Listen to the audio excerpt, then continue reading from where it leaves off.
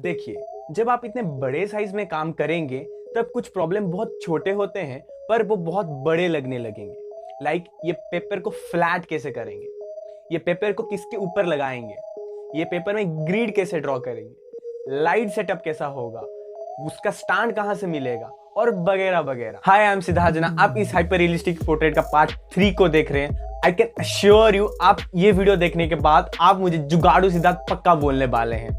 इस वीडियो में आप ये एंटायर प्रोसेस का सेटअप एंड प्रोसेस कैसा बना है वो आपको पता चलेगा। आप ये जो 6 फीट लार्ज पोर्ट्रेट देख रहे हैं, इसका ही स्मॉल साइज में एक डेमो के हिसाब में मैं दिखाऊंगा। ये जो हार्डबोर्ड आप देख रहे हैं, इसको आप कोई भी फोटो बाइंडिंग या फिर फ्रेम वाले शॉप में आप अपने साइज के अकॉर्डिंग बना सकते हैं। अच्छा, सोच लीजिए ये हार्डबोर्ड भी 6 फीट लार्ज है एंड ये पेपर भी उतना ही लार्ज है बट साइड से थोड़ा थोड़ा कम।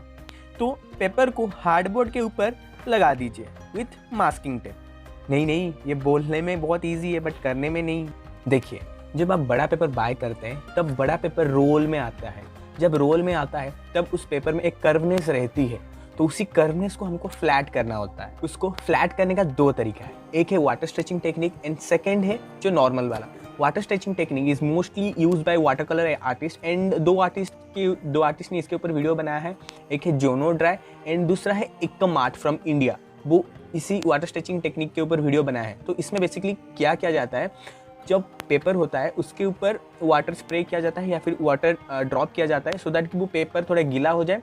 जब गीला हो जाएगा तो उसको स्ट्रेच करके रखते हैं, देन सुखाते हैं, तब वो पेपर फ्लैट हो जाता है, सीधा हो जाता है। बट मैं ये टेक्निक यूज़ नहीं किया हूँ क्योंकि मेरे पास और एक टेक्निक था जो सदियों से राजा महाराजा यूज़ करते आ रहे हैं। वो है पेपर को बेड के अंदर रखिए और बेड के ऊपर कूदिए। हम जस्ट किडिंग, सच में ऐसा नहीं करना है, पर वही सेम प्रिंसिपल ही यूज होगा। वेट एंड ग्रेविटी के थ्रू ही हम पेपर को फ्लैट करेंगे। अभी जो स्क्रीन पे देख रहे हैं उसी तरह मैं पेपर को फ्लैट किया। I know it's very funny, मेरे पास और कोई पिक्चर भी नहीं था उस टाइम का, तो मैं बोर्ड के साथ पेपर को अच्छे से मास्किंग टेप से लगाया, देन उसके ऊपर एक ट्रांसपेरेंट शीट से ढक दिया, देन उसके ऊपर वेट रख दिया 5-6 दिन के लिए, ऐसे ही छोड़ दिया था। बट मैं डेली मास्किंग टेप को थोड़ा साइड से निकालता था, थोड़ा स्ट्रेच करता था पेपर को, देन फिर से उसी तरह वेट रख के छोड़ देता था 3-4 दिन के लिए। टोटल 6 डेज में ऐसे ही छोड़ दिया था। आप देख सकते हैं अभी भी ये टेप लगा हुआ ही है।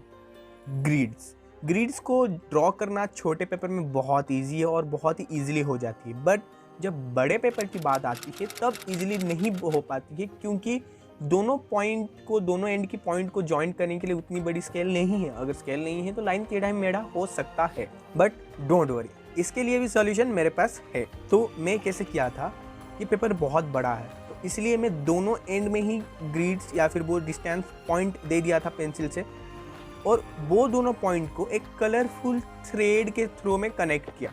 बस वही थ्रेड के पास ही डॉट देते देते गया और मेरा जो एक 60 सेंटीमीटर स्केल है, स्टील रूल स्केल है, उसी से ही फिर लाइंस को कनेक्ट करते करते गया और वो लाइंस बहुत ही अच्छे से सीधा बना है, पैरेलली बना है, बिना टेढ़ा मेढ़ा। आई होप आपको ग्रिड क्या है पता हो।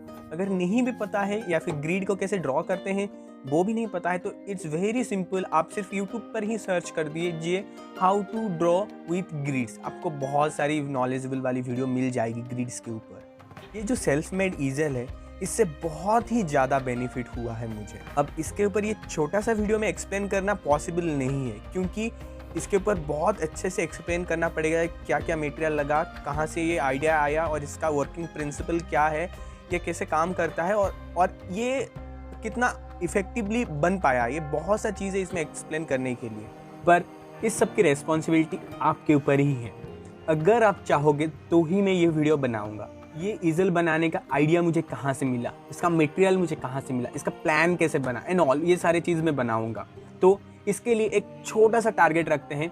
अगर इस ईजल के ऊपर 25+ कमेंट आ गए कमेंट सेक्शन में तो मैं ये ईजल वाली वीडियो ज़रूर बनाऊँगा। देखिए, क्योंकि एक वीडियो बनाने में बहुत मेहनत लगता है और अगर मुझे पता लगेगा कि हाँ आप सभी को सच में चाहिए ये ईजल वाली वीडियो, तो मुझे वो वीडियो बनाने में बहुत खुशी होगी।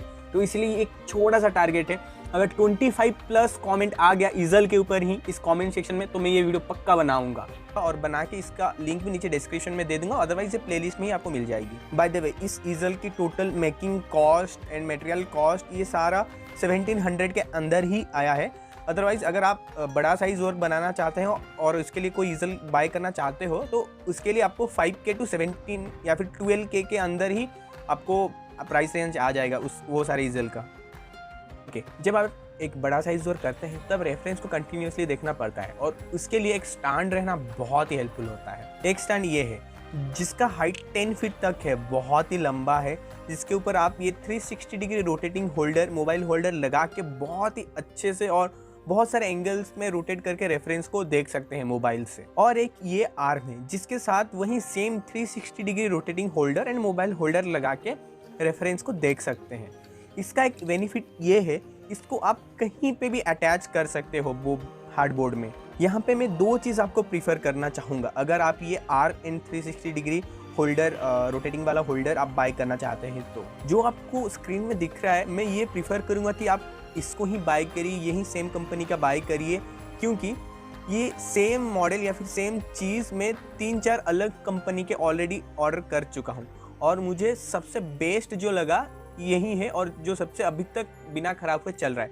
अदरवाइज ये जो 360 डिग्री रोटेटिंग वाला होल्डर रहता है, इसका बॉल बहुत जल्दी खराब हो जाता है और स्लिप होने लगता है उसका बॉल, एंड ये आर्म भी बहुत अच्छे से नहीं रहता है अगर किस कंपनी का रहता है जो लंबा टाइम नहीं रहता है। तो इसके लिए आप ट्राई कर सकते हैं। अदरवाइज अगर आपको यही बाय करना है जो मेरे पास है, तो इसका बाइंग लिंक भी नीचे डिस्क्रिप्शन में है।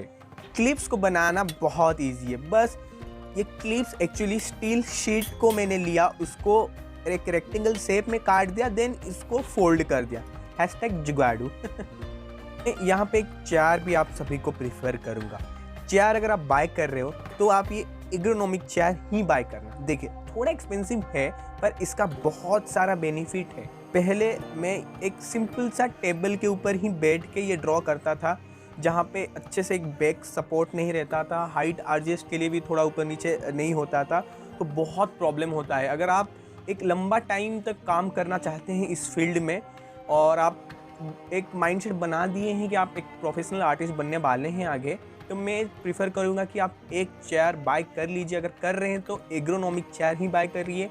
अगर जो मेरे पास है वही वाला अगर आप बाय करना चाहते हो तो इसका बहुत अच्छा है, मैं बहुत चेक करके लिया हूँ। और इसका सबसे अच्छा पॉइंट एक ये है, इसका जो कस्टमर सर्विस है वो बहुत ही अच्छे है, आपके साथ व्हाट्सएप पे कनेक्टेड रहते हैं और 3 ईयर वारंटी है, बहुत अच्छी सर्विस है इसकी, तो मैं ये ज़रूर प्रीफर करूँगा। तो इसके ऊपर मनी इन्वेस्ट करने के लिए ज़रूर सोचना। पर हाँ, अगर आप चेयर ले रहे हैं थोड़ा एक्सपेंसिव पड़ेगा, बट एर्गोनॉमिक चेयर ही लीजिए, ये मैं प्रीफर करूँगा। चारकोल पाउडर, ये एक बहुत ही इंपॉर्टेंट रोल प्ले किया है इस पोर्ट्रेट सीरीज़ में, इस एंटायर पोर्ट्रेट में। इसके लिए आपको सिर्फ एक सैंड पेपर चाहिए एंड आप उसके ऊपर रब करके ये चारकोल स्टिक को पाउडर में कन्वर्ट कर सकते हैं एंड कलेक्ट कर सकते हैं ये सारे पाउडर्स को। यहाँ पे एक छोटा सा टिप देना चाहूँगा। इसके लिए आप एक आर्टिस्टिक सैंड पेपर आप बाय कर सकते हैं, वरना खुद भी एक बना सकते हैं, जैसे मैं ये बनाया हूँ। यहाँ पे मैं ये वुडन स्टिक लिया हूँ जो एक बाइंडिंग शॉप से मिल जाएगी, इसके ऊपर एक सैंड पेपर काट के लगा दिया हूँ और एक हार्ड सरफेस वाला सैंड पेपर वो मिल गया मुझे। ये पेंसिल शार्प करने के लिए बहुत अच्छे हैं। अदरवाइज नॉर्मल हार्ड बोर्ड के ऊपर भी सैंड पेपर काट के लगा दीजिए, वो सही है, वरना सिर्फ सैंड पेपर के ऊपर ही पेंसिल शार्प भी हो सकती है बहुत इजीली। अब पेंसिल को किस अच्छे से पिन पॉइंटेड शार्प करना होता है, ये भी एक बहुत ही इंपॉर्टेंट रोल प्ले करता है। अगर आपको ये जानना है तो आप ये वाली वीडियो देख लीजिए जो कि आपको आई सेक्शन में दिख रहा होगा। ये हैंड ग्लोव, इसके लिए मैं एक टिप्स दे सकता हूँ कि आप विंटर हैंड ग्लोव्स यूज़ कर सकते हैं जिसका फिंगर कटा हुआ है, पर ये विंटर सीजन में ही सबसे अच्छा काम देता है। Otherwise other season like summer में ये अच्छा काम नहीं देता क्योंकि हाथ पसीना पसीना हो जाता है। तो इसलिए मैं यहाँ पे खुद सा अपना एक हैंड ग्लोव्स में स्टिच कर लिया हूँ और इसके लिए आप सिर्फ यूट्यूब पे ही सर्च करना how to make artistic hand gloves और इसी के ऊपर आपको वीडियो मिल जाएगी। सॉफ्ट लाइट बॉक्स, ये भी एक इम्पोर्टेंट चीज़ है जो कि बड़े बड़े वर्क करते वक्त बहुत यूज़ आता है। इसको बनाना बहुत ही ईजी है। Just search on the YouTube how to make soft boxes और आपको बहुत सारा सॉफ्ट बॉक्स वाली मेकिंग वीडियो मिल जाएगी। मेरे पास ये जो है, मैं यहाँ पे स्टैंड के हिसाब से पीवीसी पाइप को यूज़ किया हूँ एंगल शिफ्ट भी हो जाती है, हाइट एडजस्ट भी हो जाती है, और क्या चाहिए, बस इतने में ही काम चल जाता है। और इसके अंदर एक 14 वाट या फिर 16 वाट का एक एलईडी बल्ब आप लगा सकते हैं। Thank you for watching all the way into the end. I hope आपको अभी आइडिया हो गया होगा कि इतना बड़े वर्क करने के लिए उसका सेटअप कैसा होता है, उसका सेटअप आप क्या कैसे मॉडिफाई कर सकते हैं, उसका प्रोसेस क्या होता है और क्या क्या चीज़ें लगेंगे, या फिर कुछ चीज़ें अगर नहीं भी हो तो उसका जुगाड़ कैसे लगाएं। अगर कहीं पे कुछ समझ में नहीं आए तो आप कमेंट सेक्शन में जरूर पूछना और सब्सक्राइब करके नोटिफिकेशन बेल को प्रेस कर देना, सो दैट कि नेक्स्ट वीडियो जब भी आएगी इस सीरीज का आपके पास नोटिफिकेशन चला जाएगा। ओके, इस पोर्ट्रेट में क्या क्या मटेरियल एंड टूल्स लगा है, अगर ये वाली वीडियो देखनी है तो लेफ्ट साइड वाली वीडियो को क्लिक करें, या फिर इस सीरीज की प्लेलिस्ट को चेक करना है तो राइट साइड वाली प्लेलिस्ट को चेक करें। Don't forget to hit the subscribe button.